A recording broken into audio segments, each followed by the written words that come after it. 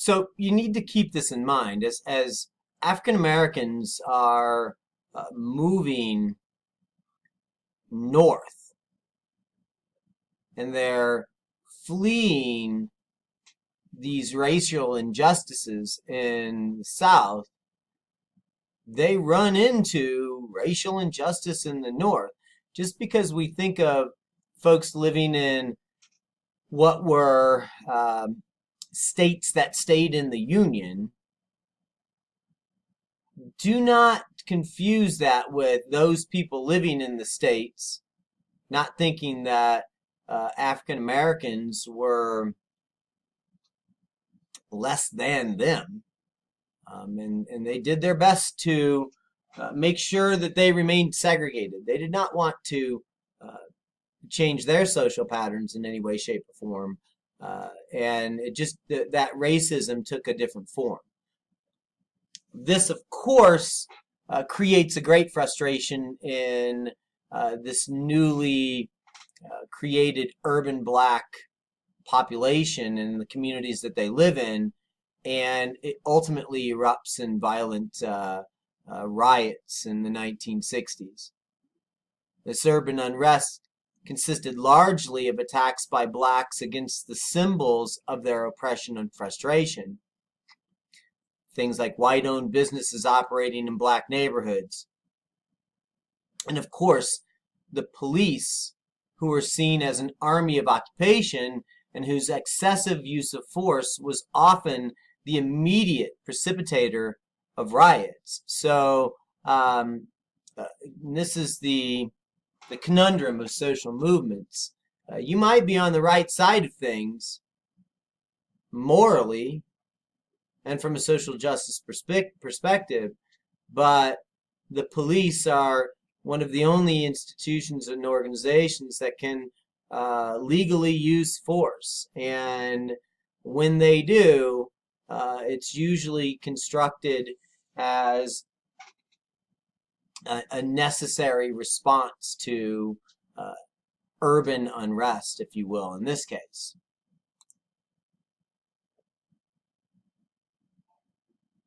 Of course, outside the South, the problems were different, and they called for different solutions.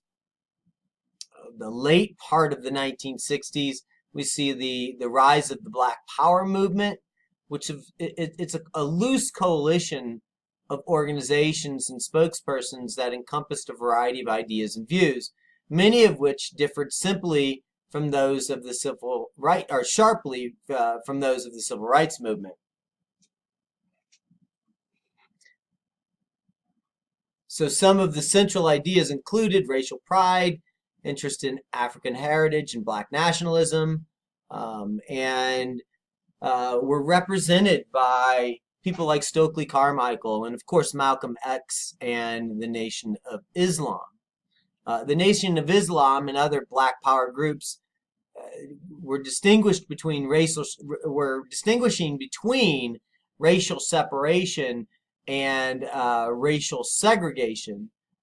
The former, for them, is a process of empowerment, i.e., racial separation is a process of empowerment where a group becomes stronger as it becomes more autonomous and self-controlled.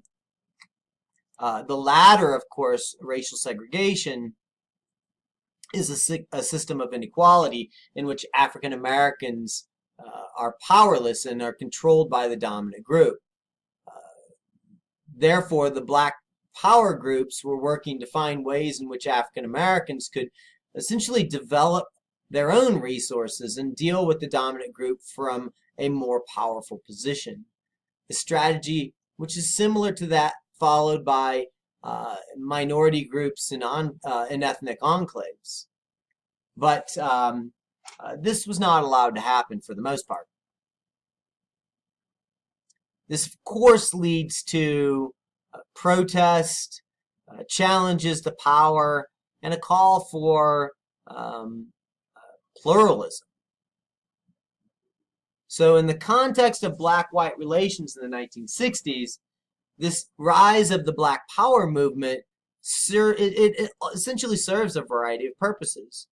First off, it helps carve out a new identity for African Americans as it supplied a view of African Americans that emphasize power, assertiveness, seriousness of purpose, intelligence, and courage.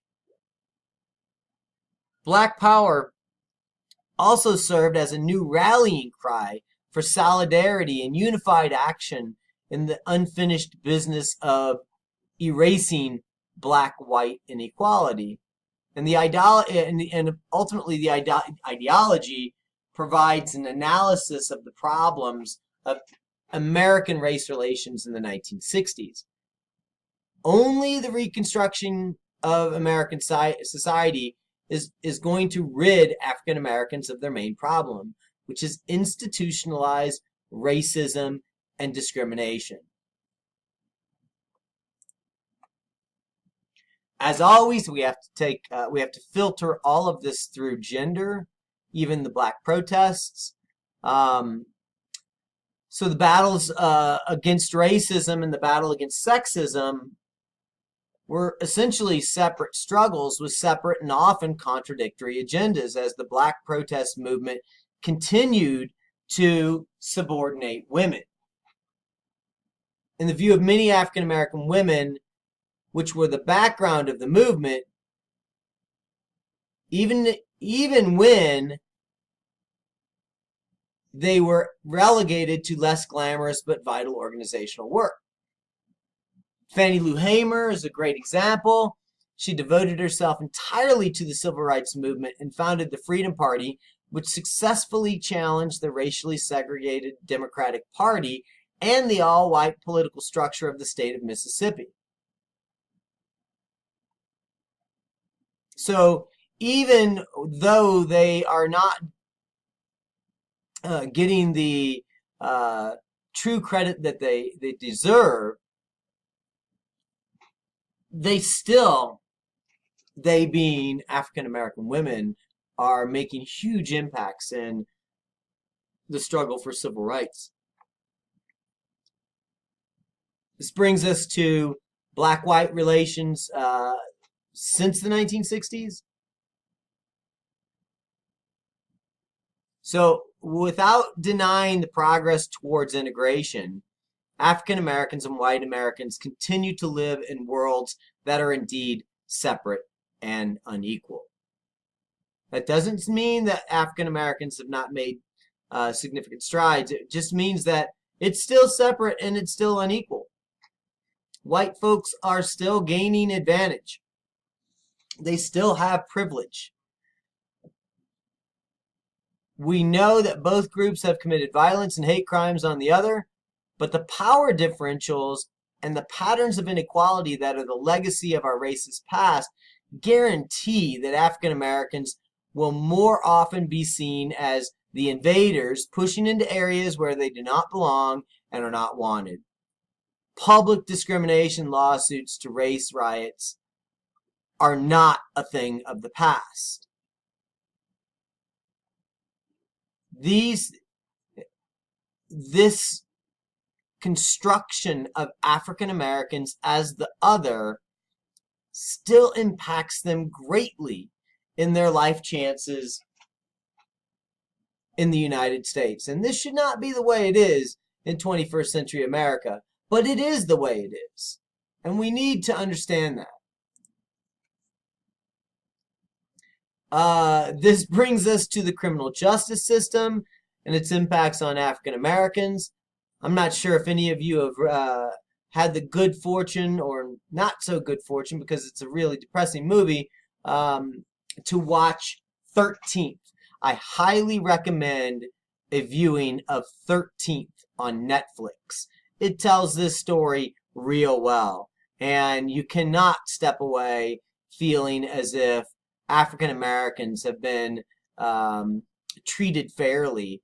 There's this arc from slavery to the American criminal justice system that is truly shocking and shameful. So no area of race relations is more volatile and controversial than the relationship between the black community and the criminal justice system. it does not take a very in-depth Google search to find African Americans being shot in the black by police officers. The, the cases of police brutality are easy to find. Senate Bill SB 470, I think. I'll have to look this up. But the racial profiling bill in the state of Arizona that essentially made it legal to profile Hispanics and allowed a police officer to pull them over simply because they were Hispanic. Not because they were doing anything wrong, but because they were Hispanic. And then, of course, the disproportional involvement of African American males and Hispanic males within the criminal justice system is largely the result of national get-tough policies that have the unintended effects of targeting certain populations, and which ultimately leads and is the basis for institutional discrimination. And this is all parties, folks, from Richard Nixon to Ronald Reagan, George Herbert Walker Bush, Bill Clinton.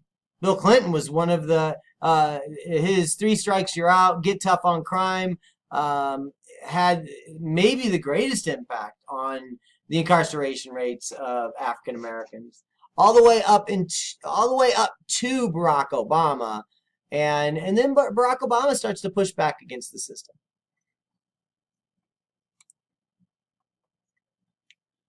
Of course, the overall outcome is an increasing class inequality.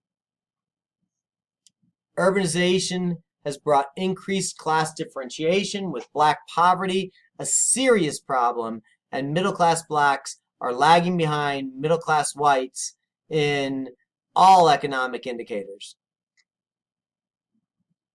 Of course, the greater economic marginality of the African American middle class today is a form of past and present institutional discrimination.